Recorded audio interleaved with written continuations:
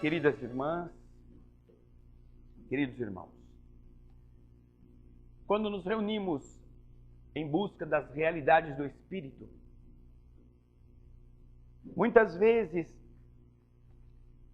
em diversos caminhos religiosos, vamos cheios de esperanças, talvez pelo tamanho das necessidades, pelo desconhecimento desta relação muito clara, muito simples, muito verdadeira com a divindade, mas que foi, historicamente falando,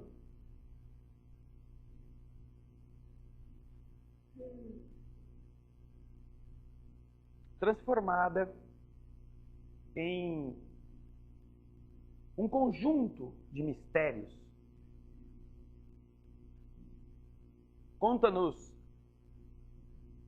o filósofo espírita, poeta espírita, pensador espírita, Leon Denis, no livro Depois da Morte, na primeira parte, que os conhecimentos a respeito das leis do universo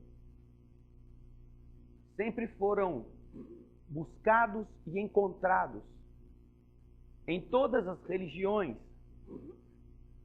as grandes religiões conhecidas na Terra.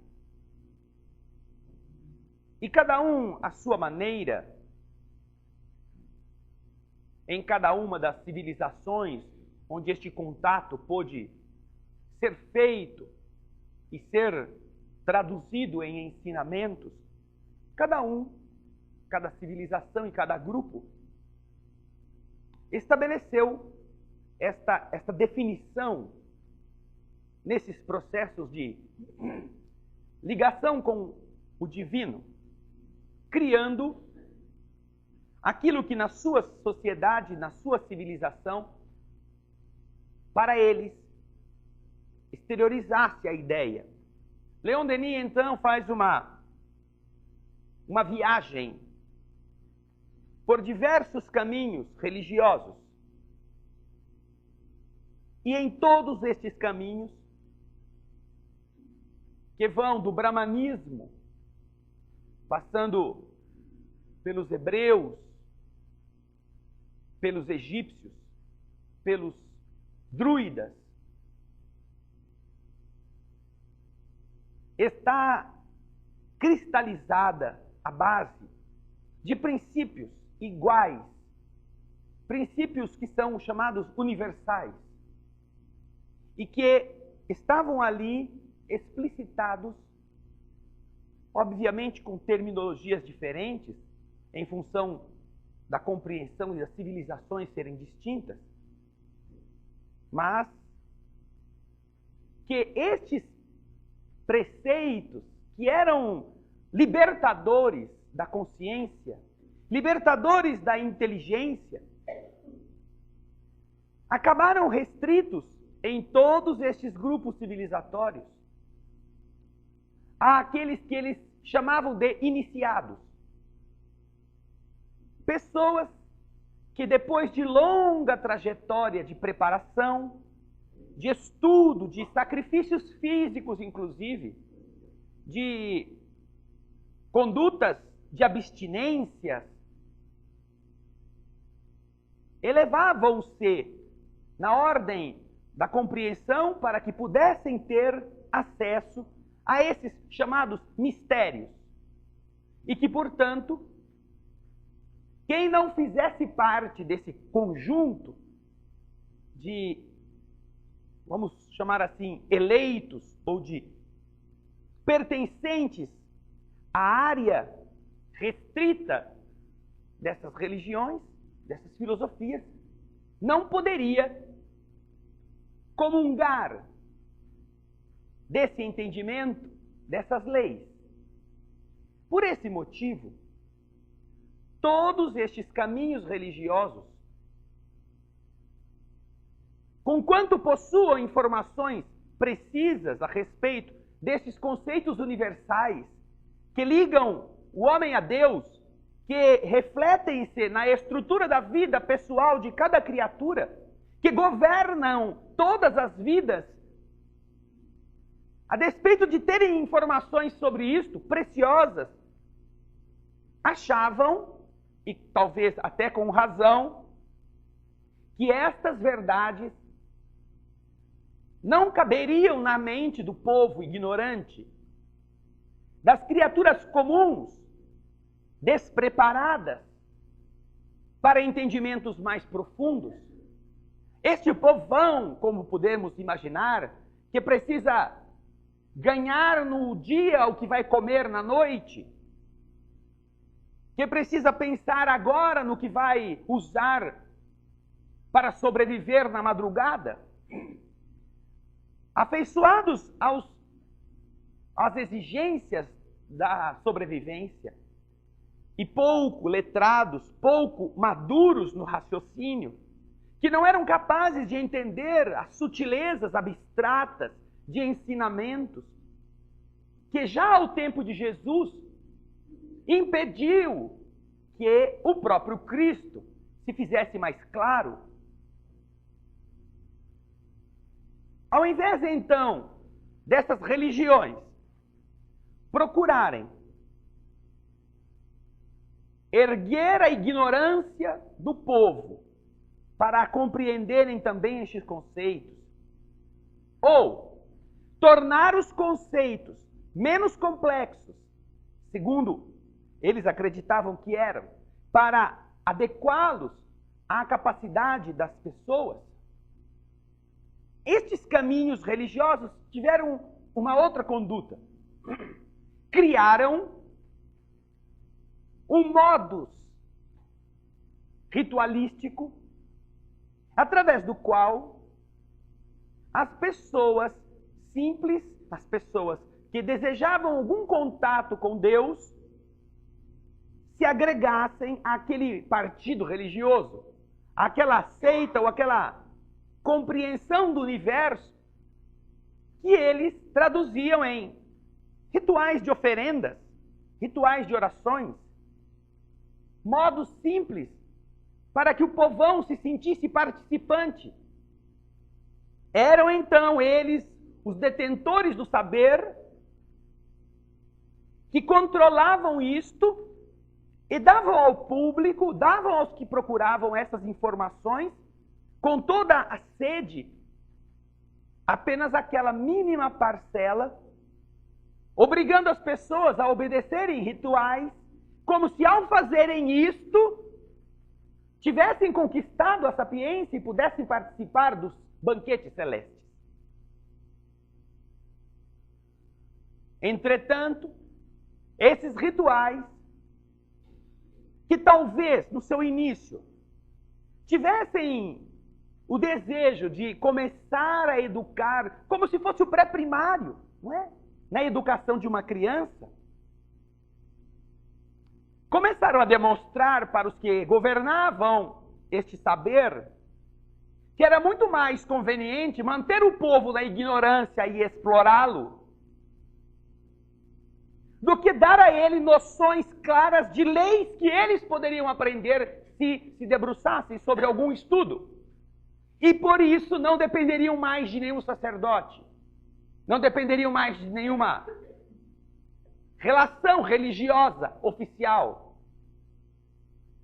Criaram-se então estruturas rígidas, duras, inquestionáveis, que para que você pudesse fazer parte, se você quisesse ser uma pessoa normal, como é o conceito da maioria, eu quero ser como todo mundo é, você tinha que aceitar, você tinha que engolir, você tinha que dizer, tudo bem, eu quero fazer parte disso, e se para fazer parte disso eu preciso falar amém, eu falo amém.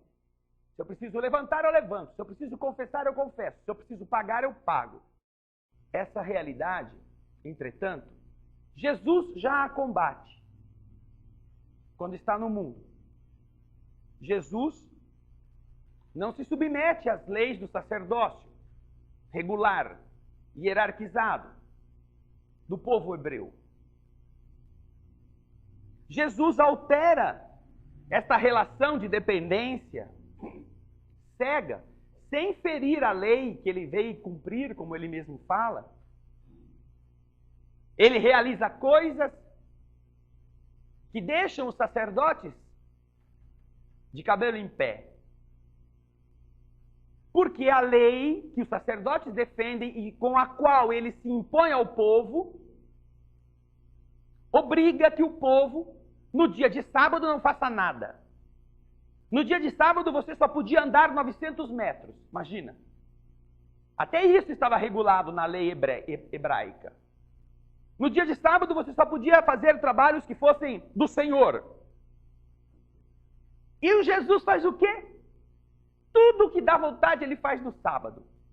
A gente até fica imaginando Jesus, vem algum doente procurá-lo na quinta-feira. Senhor, eu estou com uma dor aqui, eu não consigo mais mexer essa perna. Que dia é hoje? Quinta-feira. Volta aqui no sábado, que sábado a gente resolve esse problema. Claro que Jesus não fez isso. Mas se você observar quantos relatos de curas acontecidas no sábado, você observa que Jesus no sábado caprichava. Ele curava todos os dias da semana, mas no sábado, aí é que o negócio, ele se tornava mais intenso. Por quê? Porque no sábado não podia fazer isso. Não para afrontar as pessoas, não para afrontar as leis, mas para mostrar aos que estavam ali desejando que o bem que eles queriam manter sob o seu domínio, que é esse é o motivo dessas religiões que no fundo, poderiam estar instruindo as pessoas com regras mais claras a respeito das leis que dirigem a gente, não fizeram. Jesus quer mostrar que o bem não tem dia, não tem horário. Tanto que ele ensina de maneira irretorquível, com a lógica da verdade. Vem dizer a ele, mas quem é este homem que está curando em dia de sábado? E ele pergunta, ora, se na sua casa a ovelha cai num buraco no dia de sábado, você vai deixá-la morrer ou você vai tirá-la de lá? Não, eu vou tirá-la de lá. Se você faz isso com um bode, um cabrito que caiu no buraco só porque ele vale, porque naquele tempo o que mais valia não era o dólar, nem era o euro, não, o que mais valia era o bode. Porque o bode, a cabra faziam parte do rebanho de sobrevivência deles. Era dinheiro sobre 4 patas. É como o boi hoje. Então, se você vai tirar o seu investimento do buraco para não perder, você pode fazer isso? Por que você não pode fazer o bem no dia de sábado? Se é um outro seu irmão que está sofrendo, se é o seu irmão que cai no buraco, você deixa ele morrer. Mas se for o bode, você tira. É isso? Pergunta Jesus por tabela. E aí então, carimba o selo superior do espírito nobre, perguntando: foi o sábado feito para o homem? Ou foi o homem feito para o sábado? O que é mais importante? Resposta que todos sabemos. Que os sacerdotes sabiam. Mas que, como não tinham como estar à altura numa resposta lógica, tramavam matá-lo. Quem é este arrogante que vem desmascarar a gente? Que queremos continuar a manter o povo idiota na idiotice e ele veio aqui falar para o povo. Poucas vezes Jesus pregou em sinagogas. Algumas ele pregou, mas poucas vezes nós vemos muitos relatos do Cristo no Evangelho. Mas vemos Jesus exatamente onde essas leis do universo poderiam ser ditas, junto das pessoas. Jesus revela o reino de Deus para pescadores ignorantes, para pessoas incultas. Precisa haver mais demonstração ou maior interesse do Cristo para liberar as pessoas da ignorância do que este exemplo? Vamos fazer de conta que Jesus fosse agir como estas pessoas doutas agem ou agiram no passado. Bom, eu vou começar a tarefa de salvação da humanidade. Então onde é que eu vou? Eu vou na Universidade de Salamanca, vou na Universidade de Paris, vou na Universidade de Oxford, de Cambridge, procurar os mais inteligentes para que eles me sigam. Porque é um negócio tão profundo, tão grave, tão difícil de entender, que só essas sumidades é que vão poder me ajudar. E o que faz o Senhor? Vai na beira do lago, chama um pescador aqui, outro pescador lá, vai em tal lugar, chamam mais um, mas vai os pobrezinhos que estão ali dando sopa. Vem comigo, vocês vão ver como a gente administra as leis de Deus. E eles vão. E aprendem. De todos eles, provavelmente o único alfabetizado era Mateus, o cobrador de impostos. O publicano, talvez, o coletor, o que trabalhava na coletoria. Que foi aquele que escreveu o Evangelho, o primeiro conhecido, o primeiro Evangelho. Então Jesus já começa a ensinar. O que é que ele começa a ensinar a essas pessoas? Poeticamente, mas de maneira muito clara, com a sua linguagem adequada à capacidade de raciocínio dos que estavam à sua volta, Jesus começa a falar das leis divinas que governam a vida. Fala do reino de Deus, em oposição ao reino material. Fala que existe um outro mundo. O meu reino não é deste mundo, é do outro. Eu me vou para lá e prepararei um lugar para recebê-los. Sinal que nós também vamos. Não morreremos na sepultura. Estaremos vivos como espíritos. Jesus fala da lei de causa e efeito. Que cada um recebe de acordo como semeia. Que cada um colhe aquilo na exata qualidade do que pôs na terra. Jesus fala que as nossas doenças são fruto dos nossos desatinos. Vai, mas não tornes a pecar. Depois que ele curava um tipo de doente, ele falava isto. Vai e não tornes a pecar. Primeiro querendo dizer o quê? Você estava assim porque pecou, você não. Nós. Erramos, construímos pelo desajuste a enfermidade de que somos vítimas. Deus não tem nada a ver com isso. E aí dizia, agora você está melhor. Mas é você, a sua alma está doente. O corpo melhorou, mas olha lá o que você vai fazer. O seu espírito ainda está mal. E se você continuar a abastecer o seu espírito dessas coisas ruins, você vai enfermar de novo. Causa e efeito. Então Jesus falava, vai e não tornes a pecar para que coisa pior não te aconteça.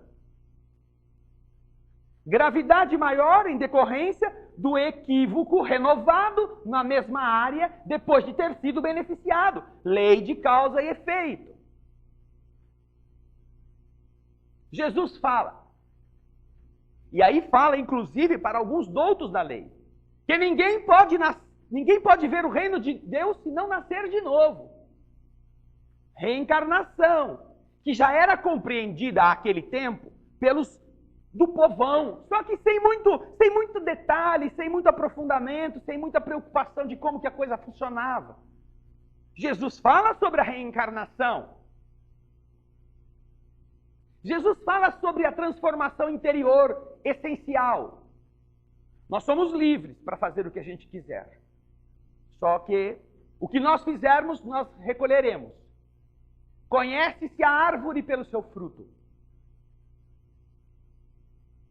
Uma árvore boa não produz mau fruto. E uma árvore má não produz bom fruto. Não se colhem uvas dos espinheiros, nem figo dos abrolhos. O homem de bem retira boas coisas do bom tesouro do seu coração. Enquanto o homem mau as tira más do mau tesouro do seu coração. Porque a boca fala do que está cheio o coração. Não é o que entra pela boca do homem aquilo que corrompe o homem. Porque o que entra pela boca vai para o estômago e é posto para fora. O que corrompe o homem é o que sai de dentro dele, porque vem do que ele é, do seu coração.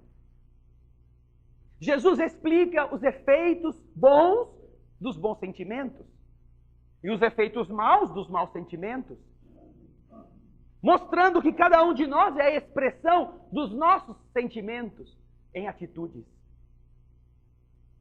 Jesus explica que há muitas moradas na casa do Pai. Se não fosse assim, eu vos teria falado. Existem muitas moradas na casa de meu Pai. Como é que Jesus ia falar? Olha, gente, em Saturno ou em Júpiter existem comunidades que estão lá também evoluindo. Eles nem sabiam que raio de Saturno, que raio de Júpiter era este. Jesus usa a casa do universo como a casa do Pai. E as estrelas, os planetas como moradas.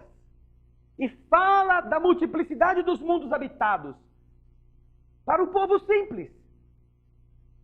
Vocês já imaginaram o Senhor sentado na barca de Simão, um pouco adentro do lago de Genezaré, falando com mendigos, pedintes, prostitutas, camponeses, falando das coisas lindas que penetram o espírito e que vão dar fruto depois a cada momento, adequado segundo o amadurecimento de cada um. Mas Jesus não se nega a ensinar, a dizer na medida para que cada inteligência pudesse entender, e então se vale das parábolas, das histórias. O Senhor funda então a pedagogia que liberta os espíritos. E o que os homens fazem? Se ocultam atrás de ritualismos para manter o povo na ignorância sem ensiná-los. Jesus sabia, entretanto, que isso aconteceria, porque ele é o governante da terra, governante espiritual das nossas jornadas. E ele então diz: eu me vou, mas enviarei um Consolador, que vai ensinar a todos todas estas coisas que eu tenho ensinado e muitas outras, porque naturalmente tinha noção precisa de que aquilo que ele havia ensinado seria deturpado depois. E que muitas outras coisas ele não podia dizer com clareza, mas no devido tempo, aqueles mesmos pedintes, mendigos, prostitutas, ladrões, ignorantes, que estavam à beira da praia, já seriam homens feitos, mulheres inteligentes, espíritos capacitados. No devido tempo, entenderiam todos os ensinamentos claros. E então, na evolução humana, chega o instante em que a inteligência, como diz o livro dos Espíritos, que o homem desenvolve primeiro a inteligência para compreender as coisas e começar a questioná-las do ponto de vista da sua eficácia, no bem ou no mal, para então perceber que com toda a inteligência, com todos os bens que ele conquista, ele não é feliz, porque lhe falta alguma coisa. O que é possível lhe faltar se ele tem no bolso todos os milhões necessários para adquirir qualquer coisa? Lhe falta tranquilidade, afeto. O vazio do seu coração não é enchido pelo tilintar das suas moedas. Então o homem inteligente começa a procurar o que está faltando. E vai perceber que existe valor, ou existem valores, que o dinheiro não compra. E que às vezes é preferível você empenhar o dinheiro para obtê-los. Porque com eles você é feliz mesmo estando mais pobre, do que sendo milionário e não os possuindo. Veja só como essa viravolta é interessante do ponto de vista ético. E que só é possível quando o homem inteligente começa a perceber que as riquezas da sua inteligência são limitadas à aquisição de coisas no mundo transitório. Que homem inteligente e rico não terá angústia no momento da morte? Agora que ele vai para uma situação que ele não tem como comprar, que ele não pode comprar uma passagem em classe especial, que não pode viajar na primeira classe, que ele não pode subornar comandantes, pilotos, aeromoças para ficarem trazendo champanhe e caviar. Agora ele tem que ir, não se sabe como. e que não tem, inclusive, como adiar a partida. Que angústia deverá estar no coração de uma pessoa assim, que não conhece nada do mundo invisível e que gozou a vida toda no bem-estar sem nunca ter buscado.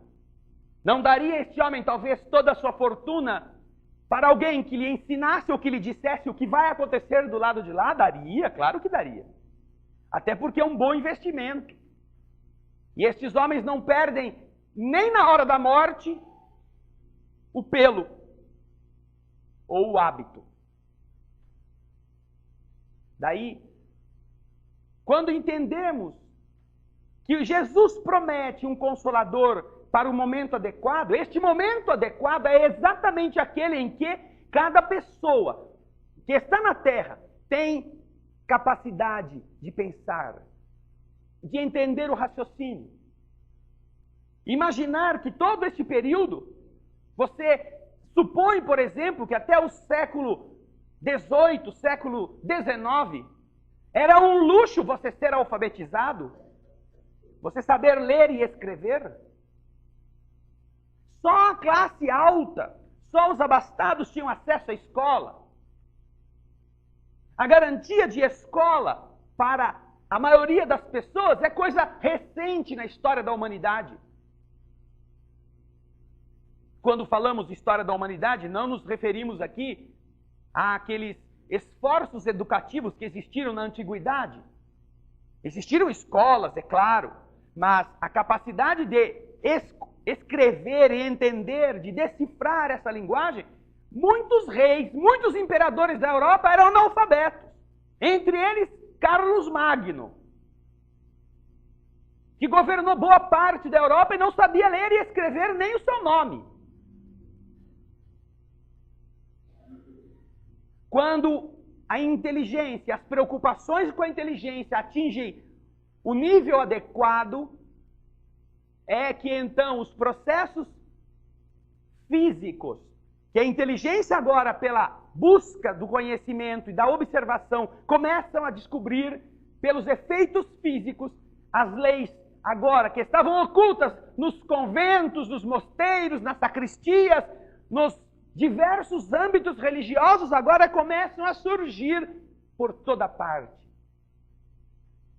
Não mais uma única fonte, não mais um grupo de pessoas que está restringindo o acesso àqueles conceitos para a maioria.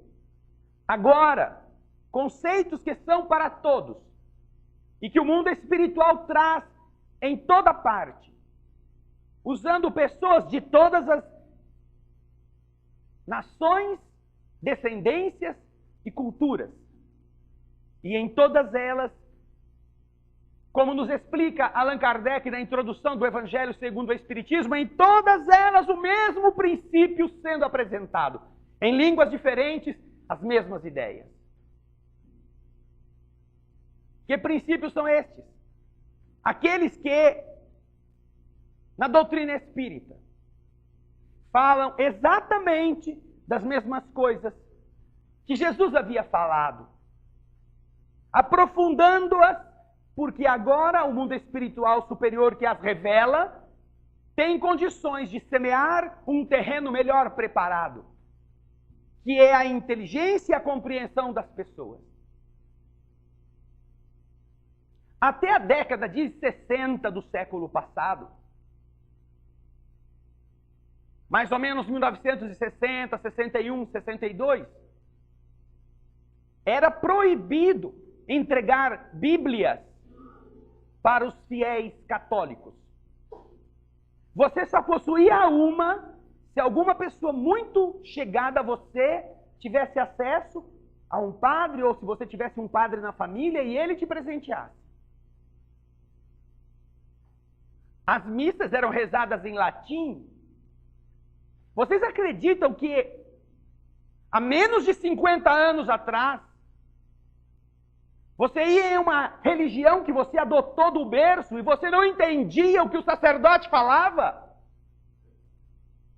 E você dizia amém. E ninguém era capaz de traduzir para você o que significavam aquelas coisas. Por que isso? Porque não precisávamos de governo. Tínhamos os nossos responsáveis por nos manter em ligação com Deus. Se tínhamos uma dúvida, tínhamos que ir lá no confessionário, conversar com ele, trocar uma ideia. Dependíamos da absolvição, da condenação, íamos pedir penitência para essas autoridades muito respeitáveis que, com essas penitências, acreditávamos que estávamos isentos das responsabilidades, das consequências dos nossos atos. Há menos de 50 anos. E então, do tempo que Jesus veio ensinar as coisas mais profundas aos mais simples, 2000 anos atrás, até 47, 48 anos atrás, os homens que se dizem representantes de Jesus, impedindo que as pessoas que já atingiram um nível racional, que estavam em pleno desenvolvimento intelectual, cultural, tecnológico, escutassem alguma coisa e as entendessem. É uma distância muito grande, é uma discrepância absurda. E só mudaram isto por força das coisas. Só mudaram isso porque a televisão, apresentando explicações, o mundo leigo, conquistando espaço, começou a pressionar. Queremos explicação, queremos. Muitas pessoas deixaram caminhos religiosos que herdaram dos seus antepassados, porque estes caminhos religiosos não lhes davam explicações. E até hoje não lhes dão. E foram procurar outra coisa. O Consolador prometido pelo Senhor não podia fazer essas mesmas condutas, atuar desse mesmo modo, renegar aos indivíduos a clareza da compreensão. Por que você sofre? De onde você veio? O que acontece com você que está na vida? Quais são as consequências mediúnicas da sua ligação com os espíritos, com as entidades que nos visitam, que não morreram, não, estão muito vivinhas. Jesus não surgiu no terceiro dia, foi assassinado. Disse que voltaria no terceiro dia, volta no terceiro dia. E o que continua a dizer? Não, que não é possível que os espíritos se comuniquem com os encarnados. Como isso é possível se os que estão dizendo isso nos porões das suas religiões estão fazendo exatamente isso? Como dizer que os espíritos não se comunicam? Se o movimento de renovação carismática da Igreja Católica faz exatamente isso, falando com os espíritos, que eles chamam de Espírito Santo, tudo bem. Como se você ligar a televisão em qualquer programa evangélico, você vai ver os espíritos lá sendo expulsados das pessoas. Primeiro chamavam de Satanás, mas haja Satanás. Imagina, todo dia, 8 horas de programação expulsando Satanás, é muito Satanás. Né? Haja demônio, Satanás para todo lado. Como esse negócio ficou assim um pouco, né, discrepante, então mudaram o nome, puseram espírito imundo, o encosto. É alguma entidade, algum espírito que está com a pessoa e nós vamos expulsá-lo. O que é isso? Senão um processo mediúnico na igreja evangélica. Mas por que tanto em uma quanto em outra não se explicam para as pessoas? Por que em ambos os casos continua a dizer que não é possível que espíritos se comuniquem? Porque se isso for assim, se os espíritos têm autonomia, se os espíritos podem falar das coisas do céu, quem é que vai precisar mais de sacerdote? E se não se precisa mais de sacerdote, quem é que vai financiar? As grandes empresas da fé. Os grandes negócios. Daí é muito simples querer manter o povo na ignorância. Coisa que o cristianismo lá no começo nunca fez e que a doutrina espírita também, representando esses mesmos conceitos à luz da inteligência, permite que cada um seja o seu próprio pastor e o seu próprio rebanho. Por isso que na doutrina espírita não existe hierarquia. Não existe quem manda e quem obedece. Não existe ritual. Porque a gente é louquinho por um ritualzinho. Ai, o homem falou que eu podia levar uma florzinha. Ai, pode levar uma florzinha. Ai, que bom, vou comprar um buquê. Porque com uma florzinha eu já recebo ajuda. Imagina, com um buquê então. E aí vamos transformar isso numa floricultura. E esta floricultura vai servir para quê? Para nada, se você não mudar. Se você continuar espezinhando o seu vizinho, falando mal da sua colega de trabalho, cobiçando o marido ou a esposa do outro, pode trazer um caminhão de flor aqui que vai ser inútil. Então, a visão de Jesus e a visão da doutrina espírita a esse respeito são muito claras. Nada disso é necessário, mais do que você transformar-se na flor que você deseja ofertar-se a Deus. Você é esta flor. Por isso não tem santinho, não tem amuleto, não tem isso. Ah, mas eu já fui no centro espírita que tinha. Pode ser qualquer coisa onde você andou, eu não vou querer nem saber onde foi, porque eu respeito o passado negro de cada um. Mas tenho certeza de alguma coisa, aquilo não era o centro espírita. Porque espiritismo foi um termo criado por Allan Kardec, não existia antes. Espiritismo está lá na introdução do Livro dos Espíritos. Para coisas novas, palavras novas. E então Kardec cria esta palavra exatamente para discerni-la ou para discernir as realidades que o Espiritismo apresenta. Multiplicidade das existências. Imaginar que nós somos herdeiros de nós mesmos. Que Deus não tem mais nenhuma culpa a respeito dos nossos sofrimentos. Que Deus não terá, obviamente, alegria em nos ver chorar, mas que somos nós que precisamos corrigir os nossos atos. Temos liberdade. Que religião te dá a liberdade de você fazer qualquer coisa? Que religião te dá essa liberdade? Nenhuma. Nenhuma que não seja espiritual, profundamente espiritual. Porque a maioria diz assim, você não pode fazer o mal, senão o capeta te pega. Ou você vai para o inferno e vai queimar lá, assando todo dia, sem ficar nunca pronto. Nunca no ponto. Vai estar sempre queimando. Você não faz o mal por quê? Porque você tem medo do capeta ou não quer virar churrasco. Não porque você aprendeu a não fazer o mal. Você é livre para fazer o mal. Diz Jesus. Diz a doutrina espírita. Você é livre para fazer todas as coisas. Só que tem um detalhe, que é justamente o detalhe que a gente não gosta. Prepare-se. Para o bem ou para o mal, porque você receberá exatamente o que fez. Pedro, bota a tua espada na bainha, Pedro. Simão está tentando defender Jesus, não é? Parece linda essa demonstração de amizade. Em que, no horto, antes de ser preso, Simão, quando vê os soldados do Sinédrio chegando, tira uma espada e corta a orelha do soldado, lá o do representante. Que diz Jesus, pô, Pedro, eu não sabia que você era tão meu amigo assim. Obrigado, Pedrão, que bom que você está me defendendo. Não. Jesus censura o seu amigo agressor.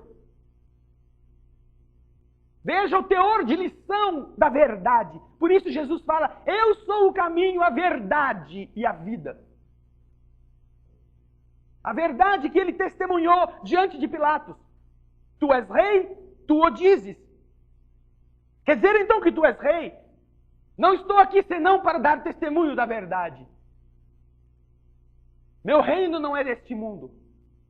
Se fosse rei, pediria e minhas tropas viriam para me libertar. Estou aqui para testemunhar a verdade. Jesus disse, Simão, põe a tua espada na bainha. Jesus não disse, Simão, que isso? Para com isso, cara. Que coisa feia que você está fazendo. Sai daí, dá um safanão no Simão. Eu não quero que você me defenda assim. Não, Jesus não agride Simão. Jesus educa Simão. Simão, de novo a lei de causa e efeito. Põe a tua espada na bainha. Porque quem com ferro fere, com ferro será ferido. E aí Jesus faz uma coisa que é linda. Porque ele não só educa, ele ajuda o agressor. Pega a orelha do soldado e a cola no lugar. O homem que foi prendê-lo, que foi agredido, o homem cumpriu um dever. Iníquo talvez, mas era um dever, era a posição dele. Ele estava sob a ordem do Sinédrio. Estava cumprindo um mandado legítimo, segundo as leis do Sinédrio. Jesus respeita isto.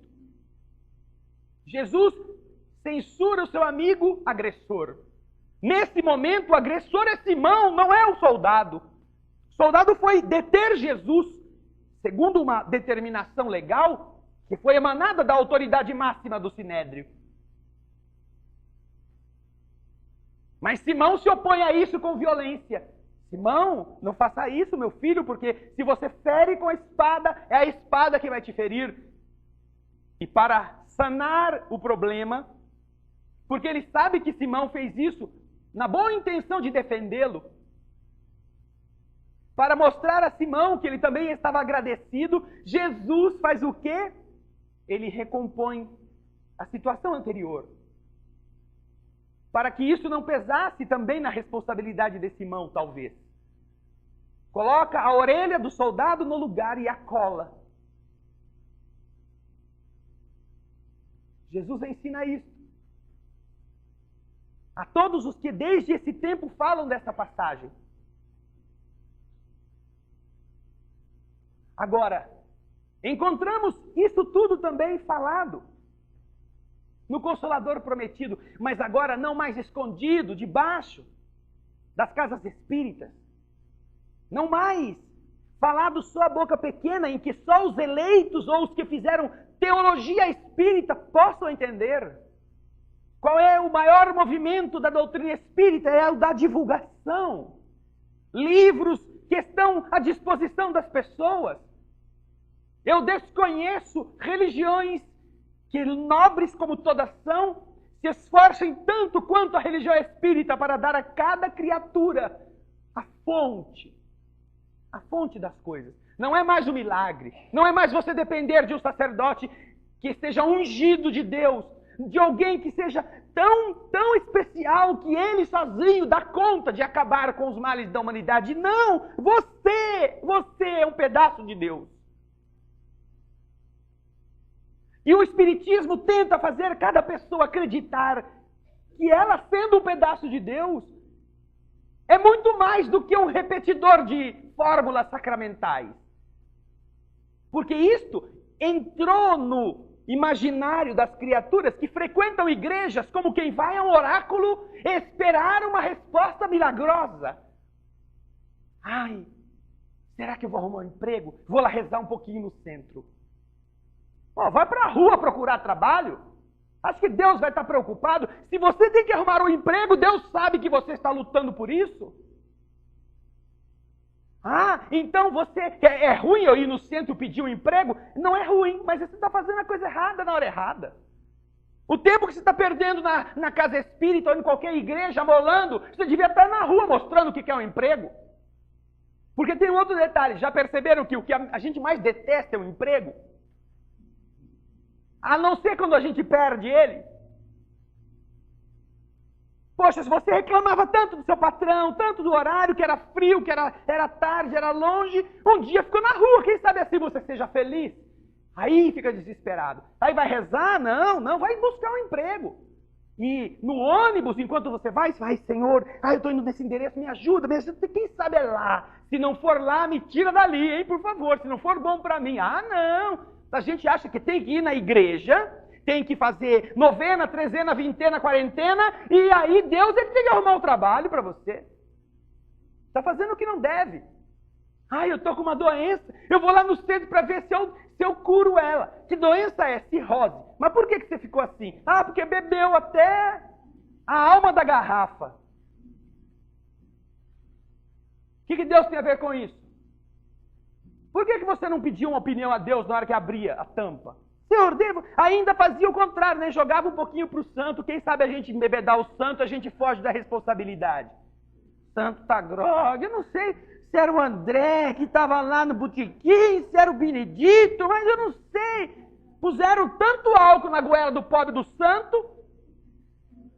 Vocês que estão na internet talvez não saibam o que eu estou falando, eu vou explicar. Que no Brasil é um hábito da pessoa que vai beber a cachaça, o aguardente, o vinho, seja lá o que for, quando pede lá no balcão uma dose, a primeira coisa que faz, porque é a primeira, antes dele botar o beição dele no copo, até para honrar o santo, ele joga um pouquinho no chão para o santo. Não se sabe qual o santo dos bebum. Deve ser um São Bebum em alguma coisa. Para ele tomar a primeira dose. Essas são condutas que só uma pessoa que não sabe, que é ela quem organiza suas estruturas de vida, né, está achando que é normal fazer. Que culpa tem Deus se você está com essa enfermidade, se você foi buscá-la, se você escavou, se você foi caprichoso, talentoso para produzir a desgraça? A culpa é sua. Ah, mas é que dói. Então, dói. Mas lembra quando doía, quando você começou a tomar os seus primeiros tragos, que acordava com aquele cabeção que parecia uma bola de basquete pulsando? Eu não sei se é assim, porque eu nunca bebi, nunca fiquei bêbado, mas pelo que a gente ouve dizer, né, a ressaca é coisa terrível. O que ela é? É um recurso da natureza para dizer, não faça isso de novo comigo, que só você, enquanto estamos na terra juntos. É o seu corpo falando com você. Eu sou o teu representante, olha o que você está fazendo comigo. Não faça de novo. E aí, então, o que nós fizemos? Inventamos a pílula que você toma uma antes, bebe quanto quer, toma outra depois e fica bom, legal. Desliga o sensor que te avisa, cuidado, perigo, e fica só, né, no bem bom, imaginando que pode andar no fio da navalha para a vida inteira. Essas realidades fizeram o quê? A enfermidade ser pior. Se você tivesse se escutado, se tivesse amadurecido em você o alerta que o seu corpo, obviamente, previsão divina a seu benefício estava te dando, você não estaria nessa condição. Que culpa tem Deus agora? Ah, então a doutrina espírita vem mostrar a cada pessoa a responsabilidade de agir na terra. Ah, mas era tão melhor antigamente, era só eu ir na igreja, falava com o padre falava, reza 300 Ave Maria, eu rezava 150, falava que tinha rezado as 300, ele me absorvia. Estava pronto para continuar bebendo. E tem muita gente que procura casas espíritas, que procura religião, que procura a fé para fazer a mesma coisa.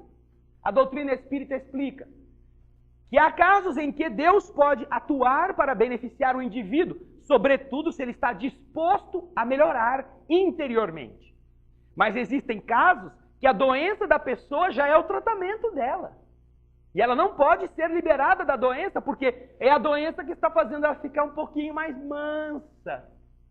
Só quando dói que o fulano não sai de casa. Já notaram? O filho é daqueles, né? Barra pesada, né? Ah, não tem tempo ruim para ele. Você fala, meu filho não vai no rodeio, ele vai. Meu filho não vai andar na Air France 447, ele vai. Meu filho não faz essa coisa, e ele faz. Aí um dia tá com febre, tá com dor de dente, tá com dor, tá com cachumba. Aí virou santo. Ah, não.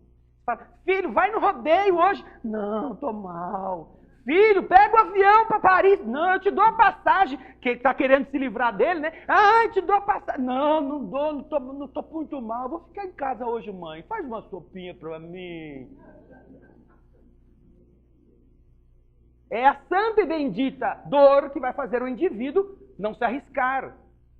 Ficar quietinho. Agora, como é que você sabe que ele já está melhorando? Como?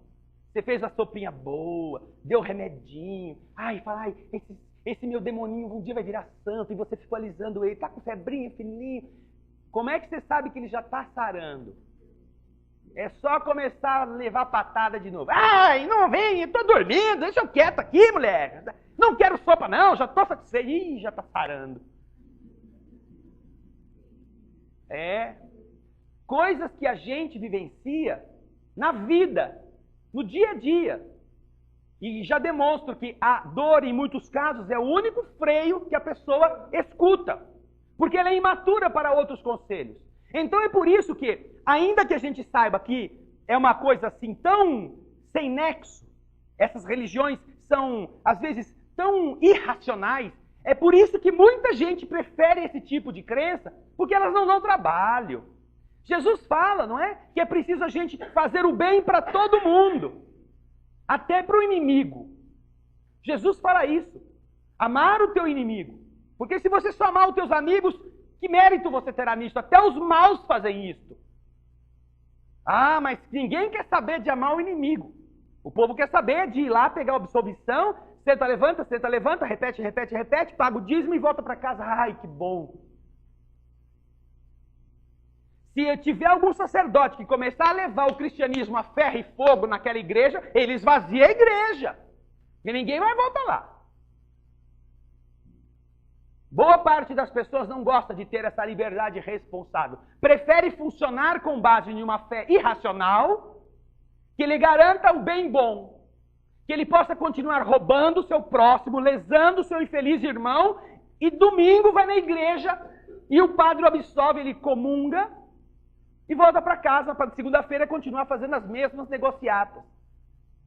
A religião cristã não é isto. Mas os homens, em boa parte, fizeram isto dela. A doutrina espírita, portanto, não tem nenhum ritual para que a gente não se iluda, como muita gente costuma se iludir, principalmente quando começa com aquele negócio, não, tem que pôr roupa branca. Eu vou no centro espírita, então vou botar uma roupinha branca. Para que roupa branca? Ah, não, é porque você quer mostrar, você é médico, dentista, enfermeiro, pai de santo, um bandista. Não sou, é que eu vou lá no centro espírita. E daí? Qual o problema de você com uma roupa colorida? Ai, sabe, é que o branco, né, o branco dá uma sensação assim de super... Não, o problema é que os espíritos vão ver como você é por dentro. E por dentro, você está branco? Bebe 1 litro de água sanitária. Tenta esbranquecer por dentro. Não vou fazer isso não, hein? As crianças em casa não podem fazer, porque isso mata. E vai chegar do lado de lá, negrinho ainda, pretinho, escurinho, sem o efeito da água sanitária, da cândida. Mas o problema não é a roupa que você usa por fora, o problema é o seu sentimento. Ele está limpo? Jesus fala que os homens pareciam sepulcros, caiados por fora. Caiado é que cor? Branca. E podres por dentro. Então, Jesus já demonstra que não é necessário esse fingimento. E em algumas instituições, de muitas religiões, se usa a prática. E a pessoa, todo mundo se veste de branco. E vai todo mundo, parecem áulicos assim, andando sobre as nuvens. Ai, eu já estou de branco. Ah, o meu branco é Armani. O meu branco é da Zump. O meu branco é do... Paguei 800 dessa calça branca. Nossa, é uma pureza tão grande que em nada está transformando as pessoas por dentro. Em nada. As pessoas se iludem porque estão vestidas de cores específicas ou porque estão fazendo determinados rituais, que é isto o suficiente. E continuam pensando mal. Olha, aquela mulher ficou tão boa naquela calça branca, olha só. O homem de branco, paletó branco, roupa branca, está olhando para o que não devia estar olhando na outra que está de branco. Que coisa linda, todo mundo de branco nessa instituição, não só pensando coisa boa. Olha, aquele branco é quase transparente. Na hora da prece eu vou ficar de olho aberto. Pureza de alma, olha que coisa linda. Jesus fala sobre isso aos ignorantes do seu tempo. Vocês imaginam uma coisa dessa? Isso que nós estamos falando aqui, desse jeito grotesco, atrasado, tosco. Jesus fala para as pessoas que estavam lá, falando que um homem, um rei, ia casar o seu filho e tinha convidado todo mundo para o casamento. Não é a parábola das bodas. Ninguém quis saber de ir na festa de boca livre, boca, né, de grátis. Ninguém foi. Ele mandou outros para buscar, matar os coitados. Aí ele mandou chamar todo mundo das encruzilhadas, das estradas, todo mundo. Aí vieram lá. E o que fizeram? Tinha uma pessoa que não estava vestida com a veste nupcial. Estava todo mundo lá para comer e beber e fazer volume, né? Porque o casamento do filho, todo mundo, o pai quer que tenha sucesso. Mas ele vê uma pessoa que está sem a veste nupcial e a expulsa. Significando, você pode estar na presença do rei, mas precisa estar decente. Não é vestir roupinha, não é estar disfarçado, fantasiado. É interiormente você estar ali à altura do ambiente que te recebe. A nossa necessidade de compreensão. A doutrina espírita tem procurado abarcar com todos estes ensinamentos Leis do universo, claramente explicadas, sem mistério. Qualquer pessoa poderá entendê-las. Precisa fazer o quê? Precisa ler, precisa meditar, precisa querer algo mais do que resolver o seu problema do figo, seu problema do bolso, seu emprego, resolver o seu problema emocional, afetivo. Ah, eu sou infeliz no amor, não dou certo com ninguém. Ué, quer fazer o quê? Ou você se modifica para que alguém te encontre, ou você dá graças a Deus que ninguém te encontrou, porque só ia encontrar tranqueira. Porque semelhante atrai semelhante.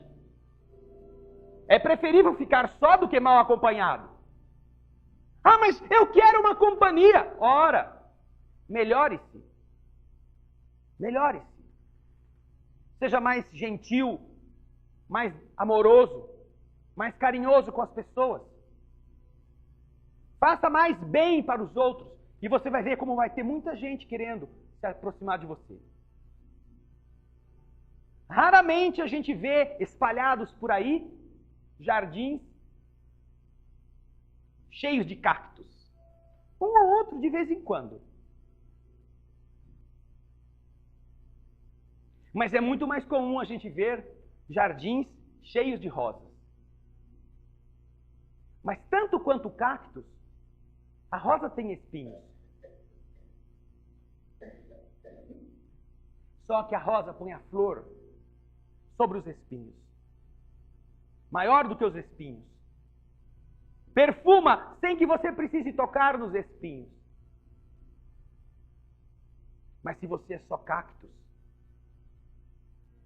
provavelmente vai ser visto assim de longe, na prateleira. Ó, bonito, né? Bonito. Continuará lá, sozinho. Culpa de Deus? Não, culpa nossa. Se nós não modificarmos o nosso eu, por compreendermos a lei do universo e escolhermos com liberdade, adotarmos outras estradas, sofreremos. Mas não por culpa de Deus, por culpa nossa. Até que, pelo sofrimento, a gente entenda, puxa vida, né? Eu acho que eu vou tentar fazer diferente. E aí vai perceber que aí estava a solução do seu problema. Não se preocupem, entretanto, que diferentemente dessas religiões dogmáticas, que condenaram as pessoas à ignorância, e aquelas que querem sair da ignorância entregam Satanás e o diabo ou o inferno, a doutrina espírita tem outra explicação. Não importa. Não importa o que você faça. Você sempre continuará filho de Deus. Sempre continuará amado por Deus. Sempre terá uma chance para consertar o erro que cometeu. Apenas que poderá sofrer mais do que os outros. Mas Deus respeita em cada um a liberdade que deu a cada um. Entender como é inteligente a gente fazer diferente é exatamente o esforço dos espíritos. Você não precisa sofrer. Você não precisa chorar. E se você hoje está chorando, está sofrendo, existe uma explicação muito clara, que não é a vontade de Deus, não. Está em nós. Termos feito já o que não devíamos. Eu detesto aquela pessoa com quem eu moro. Ora, ótimo, já entendeu que não gosta dela. Então é ali que você tem que consertar o seu problema. Converta-a em sua amiga. Dedique-se a ela. É exatamente aí que você precisa começar a acertar. Ou então, continue na igreja, continue rezando, continue acendendo vela, pedindo para Deus, quem sabe, matar a coitada e ela ir embora. Muito cristão. Esquecendo do que Jesus falou, não é? Que se alguém te bate na face direita, oferece a outra.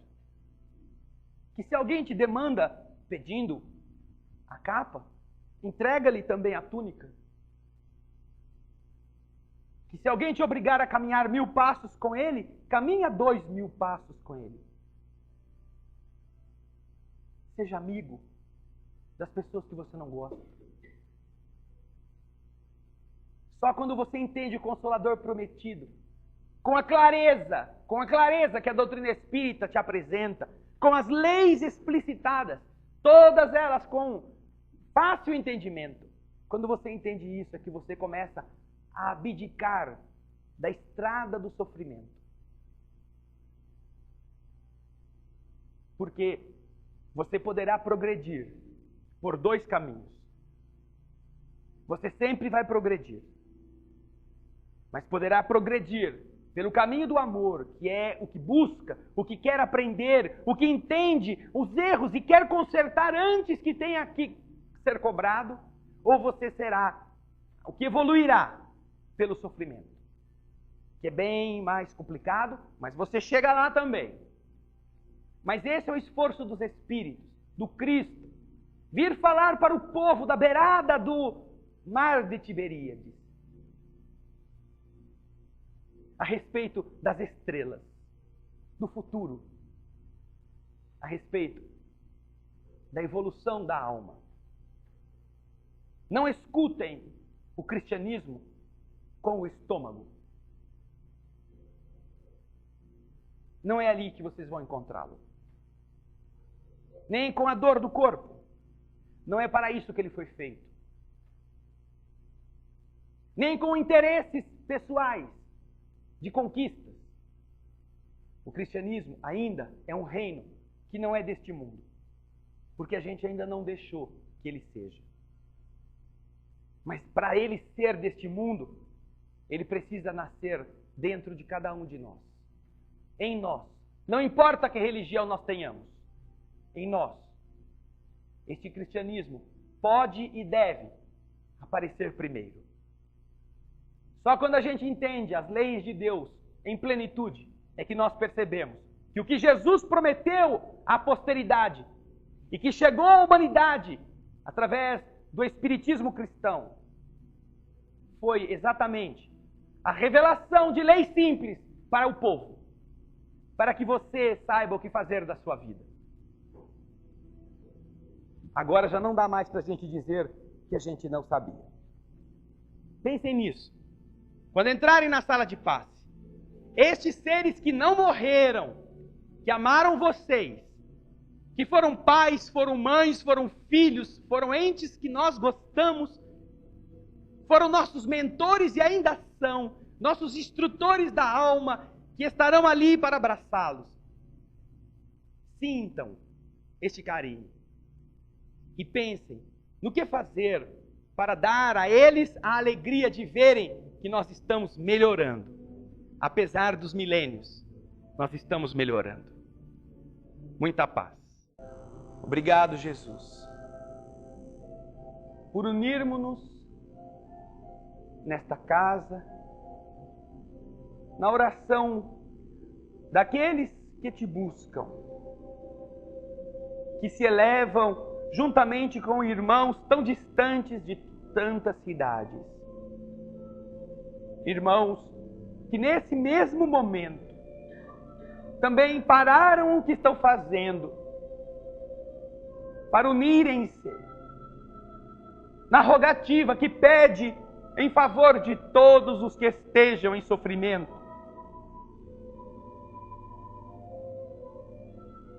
Que solicita a tua bênção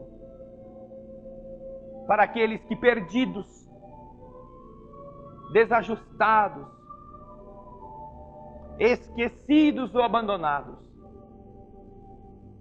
encontram-se achando que foram deserdados da sorte, que fogem da vida pedindo a morte, porque imaginam que com isto conseguirão se livrar das dores atrozes. Outros, Senhor, perdidos no cipoal dos interesses, se tornam mais ferozes do que os animais selvagens. Trituram a carne antes que ela morra. devorando os filhos de Deus nos sonhos que eles tentam realizar, apagando as esperanças, furtando e lesando os famintos, assinando documentos ou propondo projetos